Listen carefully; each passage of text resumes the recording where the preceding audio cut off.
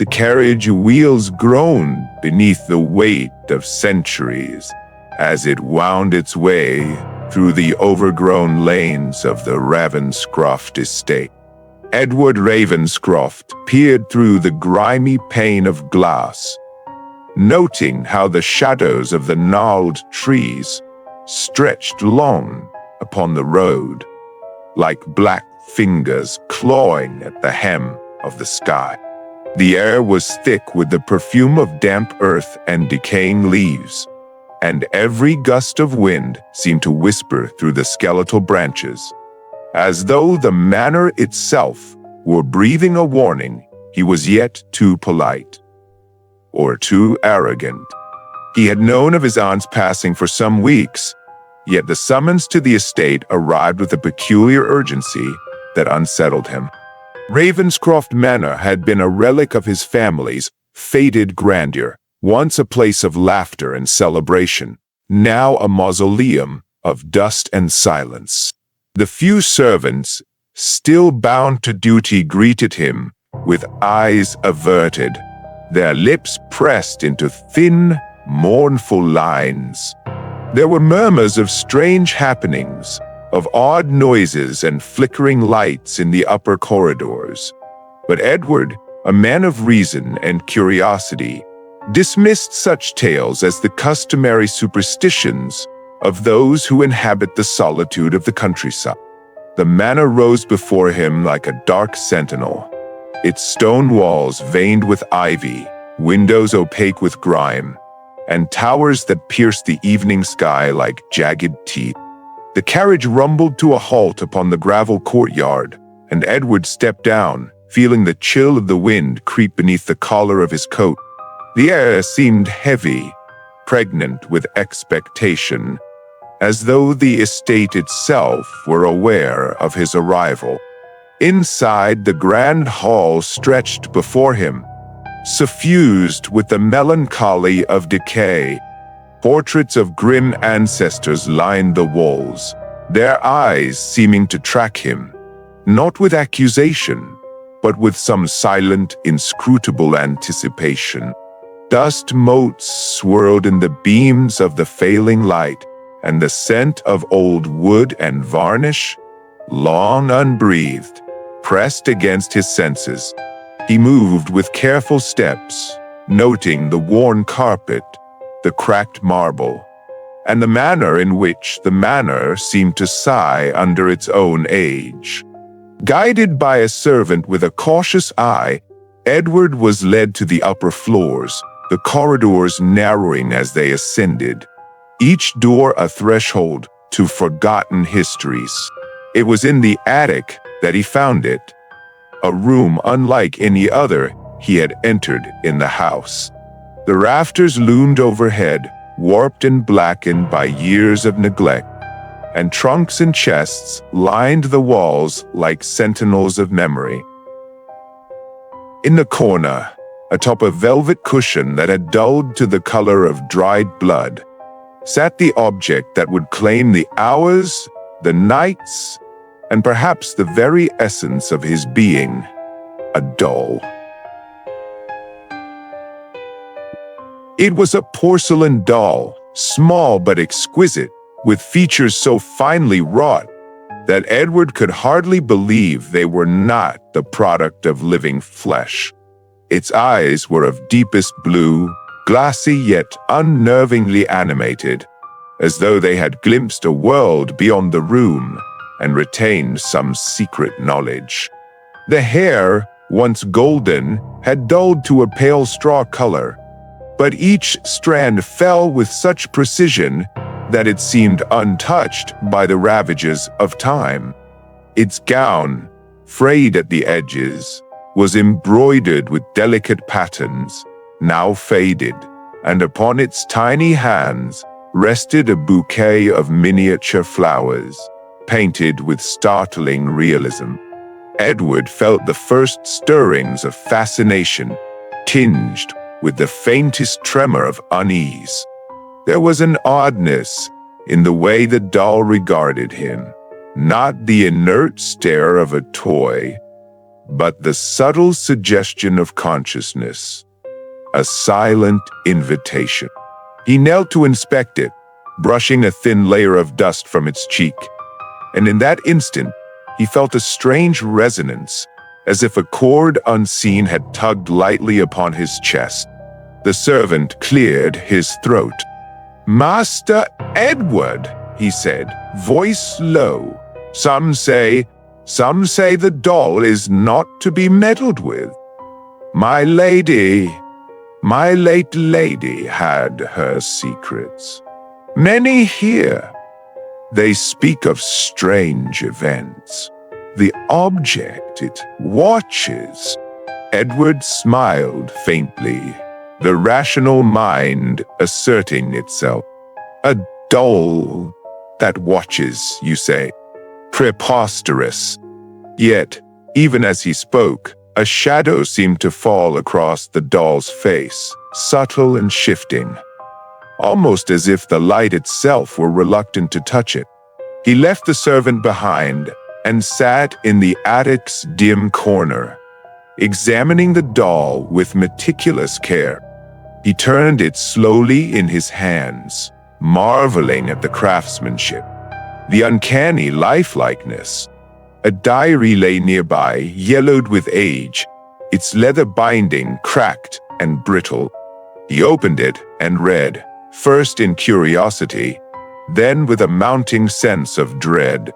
The entries were those of his aunt, chronicling the doll's arrival from some distant craftsman, the inexplicable events that followed each new owner, the whispers that seemed to speak in the dead of night. They call her Seraphine. One passage read, "She watches, she waits, and she remembers. One cannot hold her without surrendering a piece of oneself. I have tried, I have failed." Edward's fingers tightened around the diary. He felt a cold draft, the window rattling slightly in its frame. Yet, the doll sat upon its cushion, serene, unyielding, yet somehow present in a manner that demanded his attention. He placed the diary aside and studied the porcelain face again. The lips, painted faintly rose, were slightly parted, as if caught mid-whisper. He thought he saw them twitch, an illusion conjured by shadow and light, yet it left him unsettled. Night fell, and Edward descended to the manor's drawing room, but his mind remained fixed upon the attic and its occupant. Sleep, when it came, was fitful, haunted by dreams of a small figure standing at the end of his bed, eyes luminous and searching. He awoke to find the doll perched upon a chair beside him, though he was certain he had left it in the attic. A chill ran down his spine, the rational mind faltering beneath the weight of mounting dread. For the next days, Edward explored the manor, cataloging his aunt's curiosities, yet all other objects seemed to pale in significance beside the doll. The local villagers, when consulted, offered cryptic warnings. "The Ravenscroft doll brings no fortune," an elderly grocer said, voice trembling. "It watches, it waits, and those who gaze too long vanish." Edward laughed quietly to himself, forcing reason into the place of fear.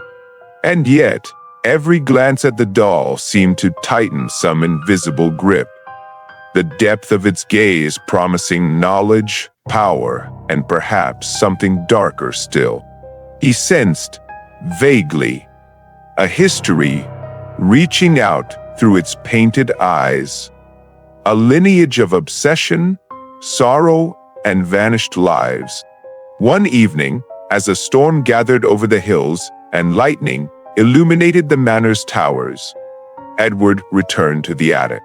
The wind shrieked through broken panes, and the shadows of the rafters danced like specters. He seated the doll upon a small table and examined its features once more, noticing a subtle change. the faintest flush upon the cheeks, a glimmer in the eyes that had not been there before. A whisper, almost inaudible, brushed against his ear, carrying no words, only the sensation of being observed. Edward's breath caught, yet he was drawn inexorably forward.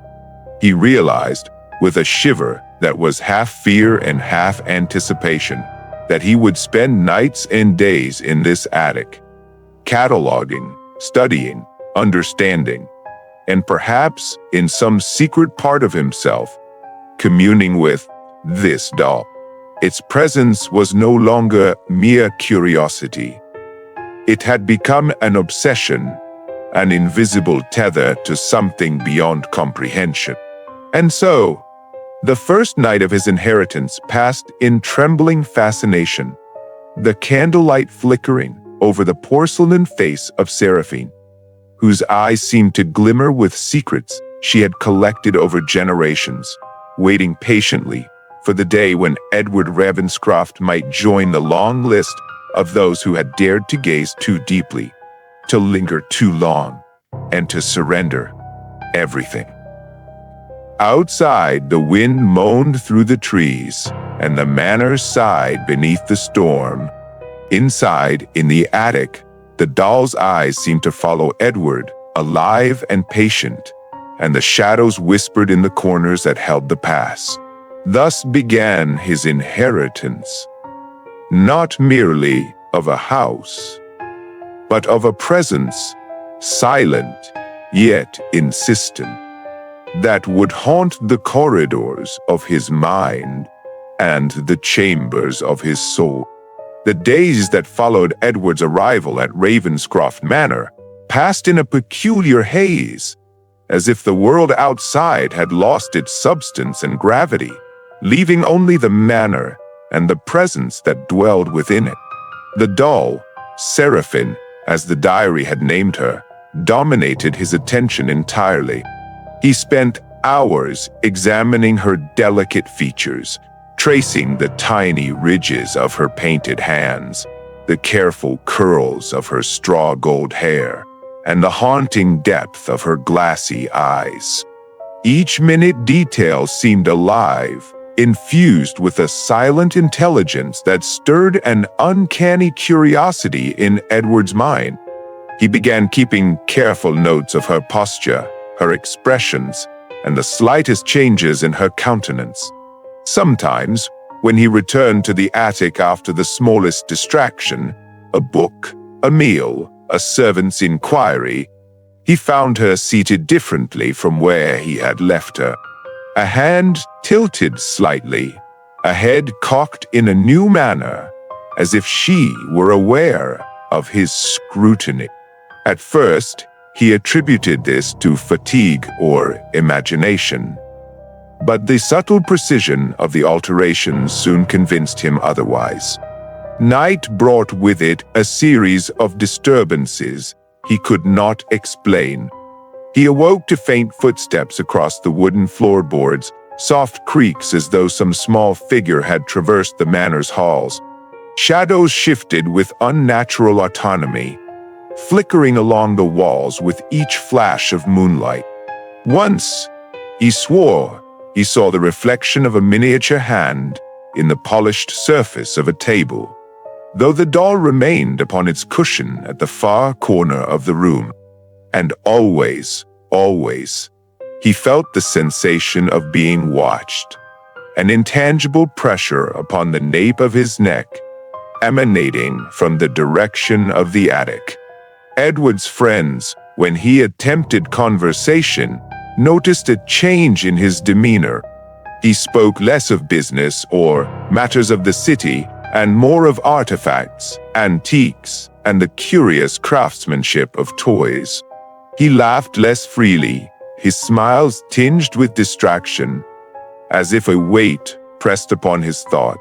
One evening, the servant who had guided him upon his first arrival hesitated at the threshold of the drawing room. "Master Edward," he said cautiously, "I beg your pardon, but you have been up there with the doll for many hours. Some of us, we feel uneasy. Strange sounds, shifting shadows. We cannot explain them. Why? Edward's gaze hardened, yet the suggestion stirred something more profound within him, a mixture of irritation and a reluctant thrill. You see what you wish, he replied softly. Seraphine is but a relic of my aunt's collection, an exquisite piece of craftsmanship. There is nothing more. Yet, when the servant left, Edward's heart betrayed him. Thudding in a manner not entirely rational, he returned to the attic with deliberate steps, and the doll awaited him, her glassy eyes seeming to glimmer in the dim candlelight, with a depth he had not noticed before. It was on the third night that Edward first heard a whisper, not a word, but the faintest murmur of breath, a sibilant vibration that caressed his ear like silk. He froze, the candle trembling in his hand, and the attic seemed to close in upon him, the rafters pressing down as though eager to claim his attention.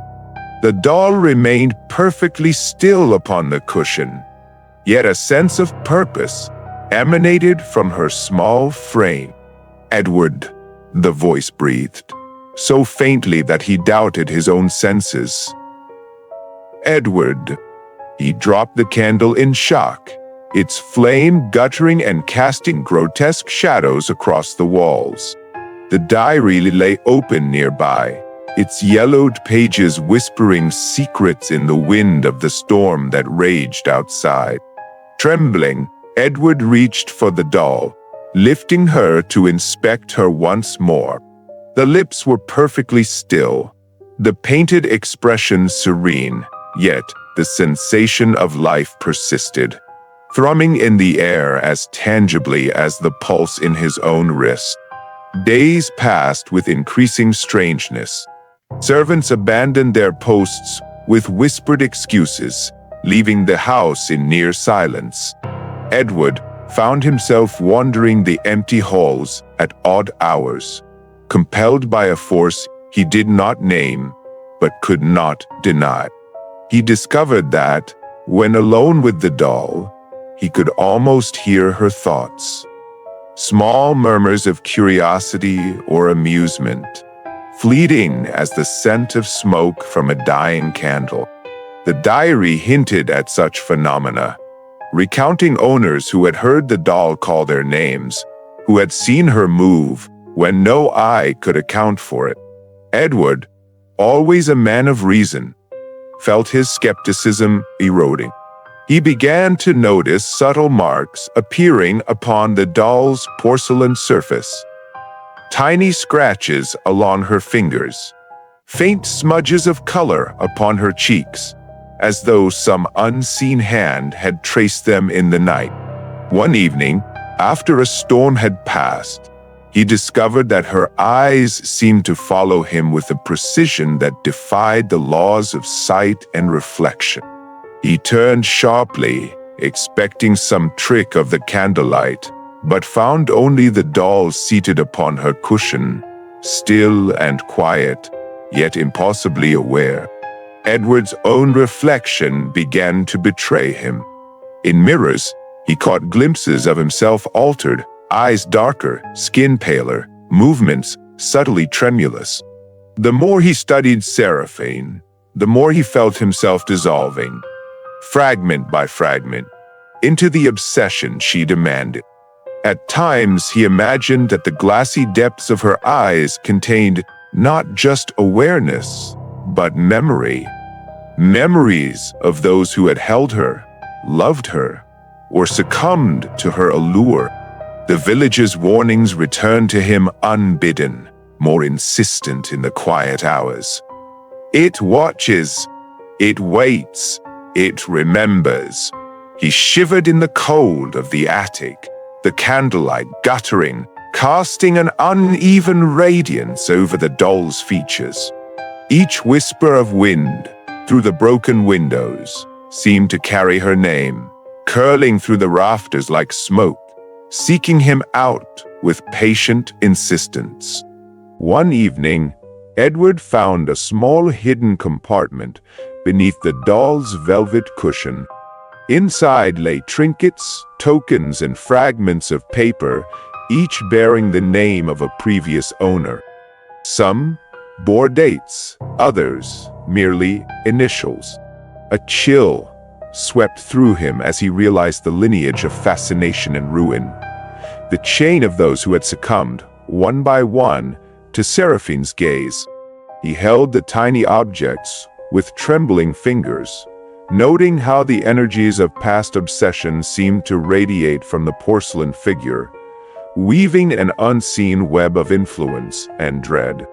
As the days turned into weeks, Edward's nights became restless with dreams of the doll in the dark corners of the manor, beckoning with subtle gestures, whispering secrets in tones that were almost intelligible. He awoke to find her in places he had not placed her, in positions that suggested deliberation rather than chance.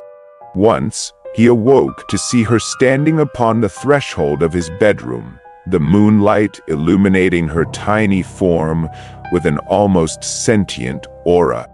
She did not speak, yet he knew she had observed him, had measured his fears and desires. Despite himself, Edward's obsession deepened. He began to catalog the doll's features, drawing sketches, taking careful notes, and consulting the diary at each opportunity. He felt an unexplainable compulsion to understand her entirely, to penetrate the mystery of her life, or rather, her influence. Each hour spent in study was rewarded by a growing sense that Seraphine responded, subtle shifts in posture, the merest quiver of a hand or tilt of the head, as if she acknowledged his devotion and measured his worthiness. Edward's thoughts became increasingly insular, all-encompassing. He neglected correspondence, ignored the world beyond Ravenscroft Manor, and existed entirely in the shadowed embrace of the act. He spoke to no one of the phenomena, fearing the disbelief or horror such truths might inspire. Even his reflection, once a reliable companion in the mirrors that lined the manor, seemed dulled, almost absent, as if the essence of his being were gradually siphoned toward the doll, drawn by an invisible gravity from which he could not escape. And yet, amid the dread and fascination, Edward could not resist the growing conviction that Seraphine was more than a mere object. She was alive in ways beyond his understanding, sentient in the truest sense, aware not merely of him, but of the lineage that had preceded him. She was patient, subtle, and infinitely deliberate, a sentinel of secrets that reached across the years to those who would dare meet her gaze.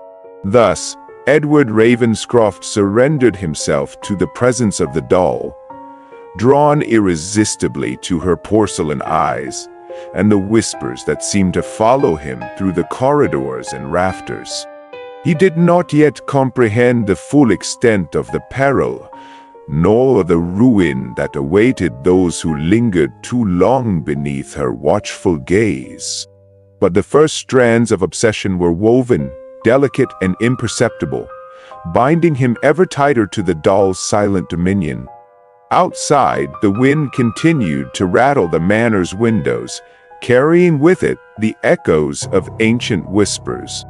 Within, in the dim light of the attic, Seraphine watched, ever patient, her presence now firmly entwined with the mind, the spirit, and the fate of Edward Ravenscroft. The nights at Ravenscroft Manor had taken on a quality of their own, a timbre that was neither wholly silent nor entirely sound. They breathed, murmured, and shifted around Edward in ways that no rational explanation could encompass. Sleep had become both a refuge and a prison, for in his dreams, Seraphine revealed herself with a clarity and purpose that made the waking world pale in comparison. At first, these dreams were delicate, fragile, like cobwebs stretched between the shutters of his mind. He saw the doll seated upon her cushion in the attic, illuminated by the pale gleam of moonlight filtering through the cracked windows. She moved with subtle grace. The tiniest tilt of her head, the merest adjustment of her hands. And yet, even in their stillness, Edward sensed intent and intelligence that transcended porcelain and paint. Then came the whispering.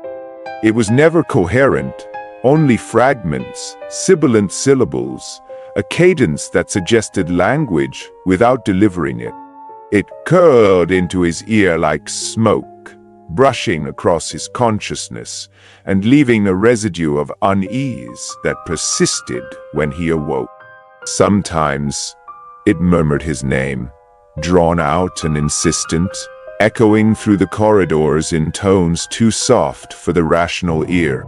The first night it spoke clearly, Edward awoke to find Seraphine at the foot of his bed, her glassy eyes gleaming with a light that could not have been reflected from any candle or moonbeam. Her lips, painted delicately as always, were parted just enough to suggest the possibility of speech, and for a moment he thought he heard the faintest articulation. "Edward!"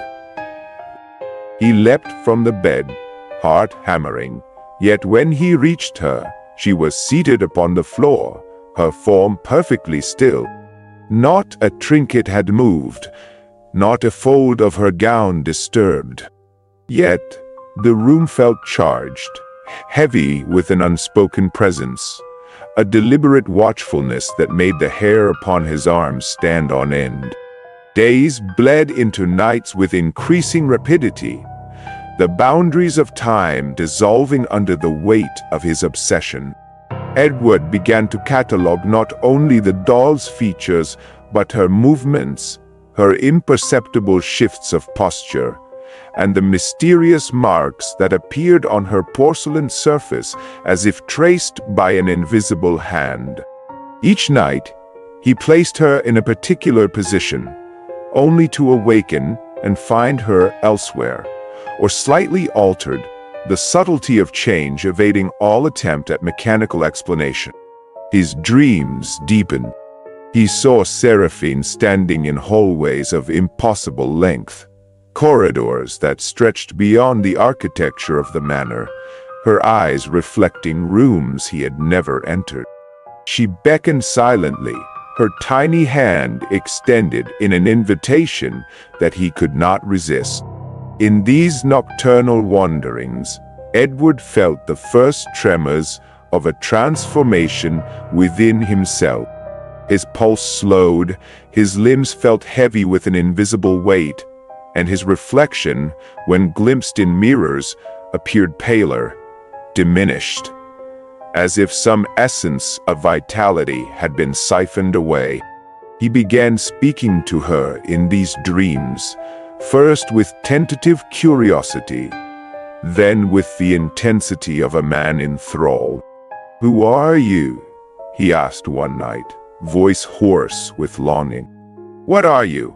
Why do you watch me?"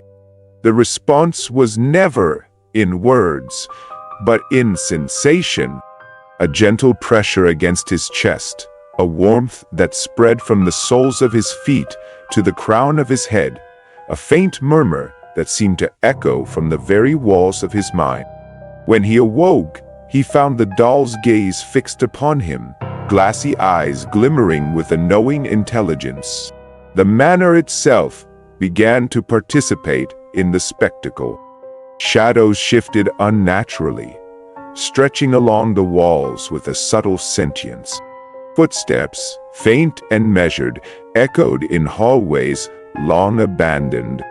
Candles flickered without cause, casting grotesque reflections that made familiar objects appear unfamiliar and sinister. Edward's journal, which he had kept for meticulous records of the doll's features and movements, became a repository for descriptions of his dreams, sketches of impossible hallways, and the barely comprehensible whisperings that seemed to emanate from Seraphine herself. One night, a storm raged with unprecedented ferocity, lightning illuminating the manor in stark, fleeting brilliance. Edward awoke to find Seraphine seated upon the windowsill, outside the confines of her usual cushion. Rain streamed through the broken panes, soaking her gown, yet she remained pristine, untouched, and impossibly aware. When he approached, the eyes met his with a clarity that made the blood drain from his face. They were no longer merely painted. They seemed alive, luminous with a fire of cognition, reflecting not his form but his very thoughts, his fears, his desires. Edward staggered backward, heart hammering. "What are you?" he whispered. "How can you be alive?" The doll remained silent, yet he felt the answer resonate in the marrow of his bones. That she was older than the manor, older than his aunt, older than reason itself. She was a collector of souls, a witness to obsession, a predator clothed in the innocence of childhood play. The villagers' warnings, once dismissed as superstition, became a relentless echo in his mind. It watches, it waits, it remembers. Each phrase took on the weight of prophecy. Edward realized that Seraphine's gaze was not merely observing, but calculating, measuring the depths of his fascination and fear. She knew him in a manner that transcended knowledge, as if she had glimpsed the shadow of his soul and found it suitable. Isolation became complete. The few servants who remained were driven away by subtle threats, doors that would not open, whispers that spoke in tones only they could hear, objects that shifted with deliberate malevolence. Edward had no one to confide in, and perhaps, he feared, no one could understand the nature of what had seized him. He existed only in the manor, in the presence of the doll, in the nights and days that were now indistinguishable from one another. In his waking hours, he found the doll capable of subtle communication.